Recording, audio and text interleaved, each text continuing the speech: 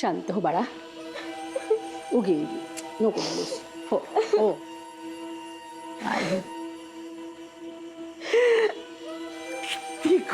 किती मोठी जबाबदारी आहे ही. थांबा, थोडी हलकी करते.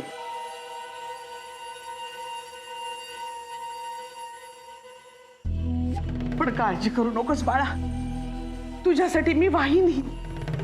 माधवी, एक काम कर, दादाकडे जा आणि दादाला सांग या सगळ्या बदललेल्या जबाबदाऱ्या. मी सांगू दादांना? हो, तूच जा. मी म्हणजे काय, दादाला आनंदच होणार आहे माझ्यावर जबाबदाऱ्या पडल्यावर. पण काय त्याच्या कानावर जाणं गरजेचं आहे की नाही? म्हणून ते कानावर तू घाल.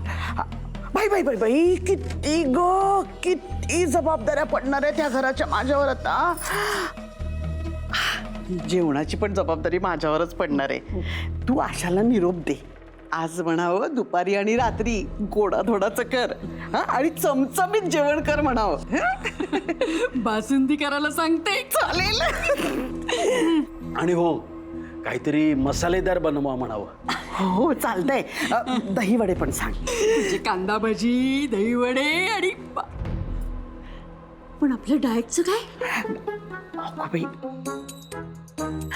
आपण उद्यापासून डाएट परत सुरू करूया. चालेल. आपण चीट करूया, म्हणजे त्याला चीट डे म्हणतात. चिट्टे पण चीट डे म्हणजे फसवायचं, म्हणजे आपण स्वतःलाच फसवायचं. तू पण जा ना. सवण्यावरून मला एक आठवलं. काय ग? तुम्ही हे जे काही जबाबदाऱ्या घेण्याचं म्हणताय ना, ते माझ्या मनाला एवढं काही पटलं नाही हो. नाही म्हणजे माझं तसं काही नाही, पण काहीतरी ना चुकल्यासारखं वाटतंय. माधू ग माधू. कसं आहे ना माधवी, तू तुझ्या मेंदूचा वापर जास्त करू नको. काय नाही तो एक दिवस तुझ्या मेंदूला वाटायचो आपला इतका कसा वापर होतोय, आपलं काहीतरी चुकल्यासारखं वाटतंय. निघ निघ. रावदादांना जाऊन भेटते.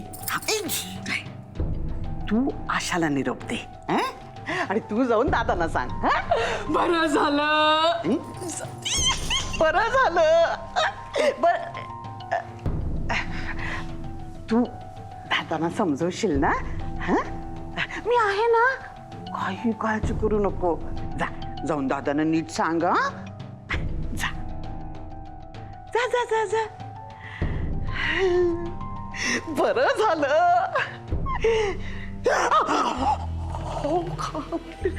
बिगी, ते दागिने आहेत ना 20-22 लाखाचे तरी असतील. तू म्हणजे ना दागिन्याची चुंबक आहेस. इश्य नाही, कसे अगदी आपल्याकडे खेचून आले आहे. बरं मी काय म्हणतो, आता कल्टी मारूया. कल्टी मारूया म्हणजे जुगारात तुम्ही परत हरणार, आपला हात मोकळा. मग ते मोकळे हात घेऊन इथे यायचं, दादाकडे भीक मागायची, म्हणजे दादा आपल्याला उभा चिरतोय. मग कशाला घेतलीस दागिने?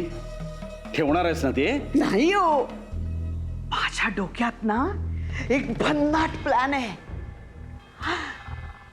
दादाच्या तिजोरीत रास पैसा आहे. काय? हो, हार्ड कॅश. मी बघितलाय स्वतःच्या डोळ्यांनी.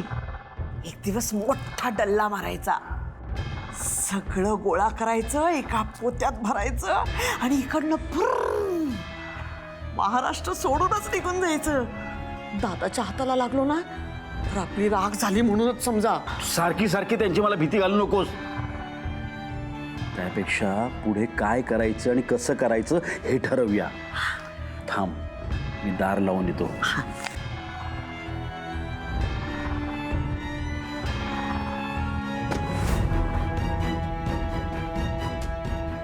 म्हणजे ही दोघं काहीतरी वाईट विचाराने इथं आले. पण ताई स्वतःच्याच घरात असं का करतेयत? यांचा डाव काय असणार आहे? सावध करायला पाहिजे. मोठ्या मालकांना नाहीतर यांना सांगायला पाहिजे. हा नाही, काही नाही करायला पाहिजे. जोपर्यंत मला खात्री होत नाही तोपर्यंत कोणालाच काही सांगण्यात अर्थ नाही. नाही, मीच काहीतरी चुकीचं किंवा अर्धवट ऐकलं असणार. आपण जनतेपर्यंत आपण केलेली कामं पोहोचवली पाहिजेत. कळलं का? निवडून आल्यानंतर आपण कामं करतो हे कळायला नको लोकांना. मग आता गेल्या निवडणुकीमध्ये आपण कबूल केलं होतं की आपण मार्केटमध्ये LED लाईट लावले की नाही 6 महिन्यात. मग ते पोचलं पाहिजे ना. हां, आता सुद्धा आपण हायड्रॉलिक मशीन्स आपण देणार आहोत. मग ते हायड्रॉलिक मशीन्स आपण देणार आहोत हे लोकांपर्यंत. मी एक 5 मिनिटात फोन करतो तुम्हाला. जरा एक अर्जंट काम आहे, मग करतो.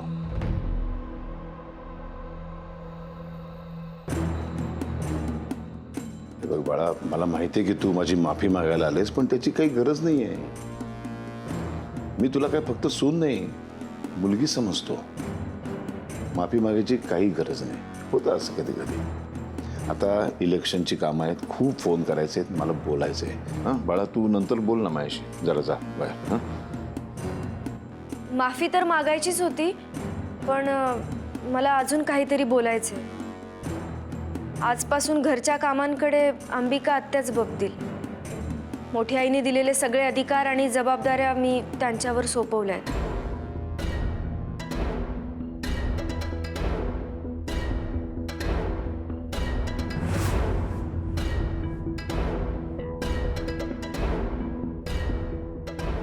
हे असं करायचं कारण?